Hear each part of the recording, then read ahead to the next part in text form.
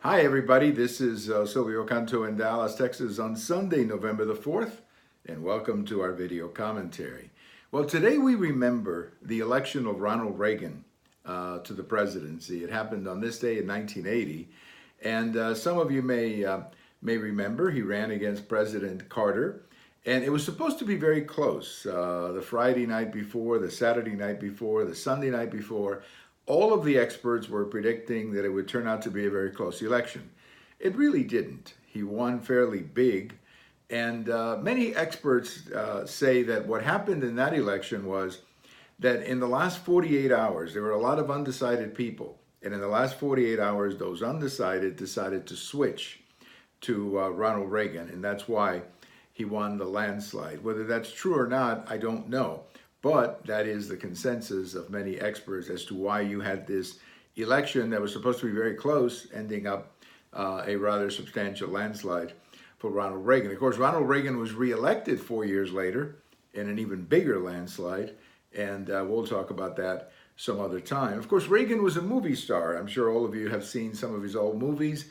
Every once in a while in that retro channel, they show Santa Fe Trail, where he worked with Errol Flynn. There's other Westerns that he did. I mean, he was actually a pretty good actor, but never a number one actor. He was always what they like to call back then a B actor, meaning he was the second actor after somebody famous. By the late 1950s, early 60s, his movie career had pretty much come to an end. He was at that time working for General Electric, and he would go around.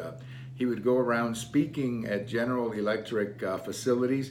He and Nancy would make television commercials. This is kind of fun if you go to YouTube and you see future President Reagan and future First Lady Nancy Reagan doing commercials. It's pretty funny.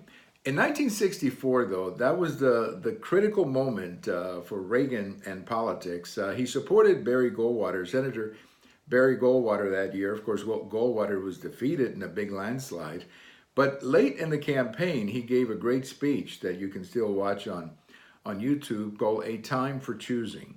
And that speech sort of energized a generation of young conservatives that would later become the Reagan base.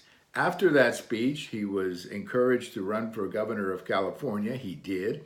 He won in 66, he won in 1970, and then, of course, after serving those two terms, he ran for president in 1976. He lost the nomination to President Ford. That was a tough campaign. That may have been one of the toughest convention votes ever, at least in the Republican Party in recent memory.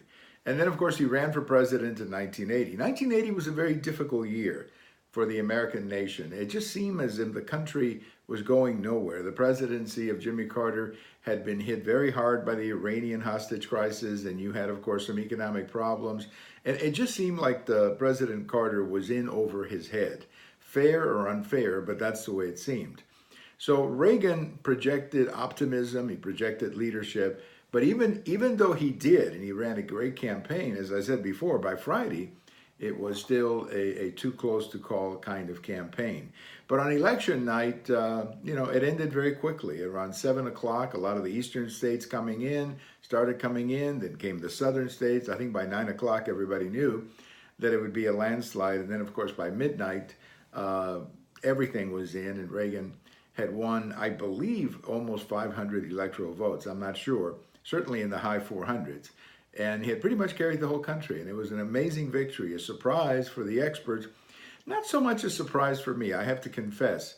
I kept looking at all those polls that kept showing a very close election, and I didn't quite understand that because President Carter was facing such a lackluster presidency that I kind of knew the American people would want to make a switch. And that's why I always felt that Reagan would win, but of course, like everybody else, I had to listen to those polls and accept them and hope that they would not turn out to be true. But Ronald Reagan, certainly one of the greatest presidents of the 20th century, was elected on this day, and I remember that day quite well. I remember that night quite well, following the results and just seeing how quickly he won the presidency that just a few hours before everybody said would be such a close contest. Ronald Reagan, on this day in 1980, was a fun night. It was a fun night for me, watching all of those results. The other great thing that happened that day was that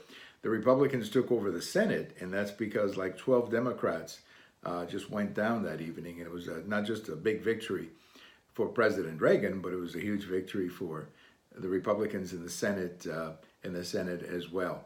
Well, thank you for watching. We have all of these on YouTube, on Twitter, on my blog. And if November 4th is your birthday, happy birthday. Bye-bye, everybody.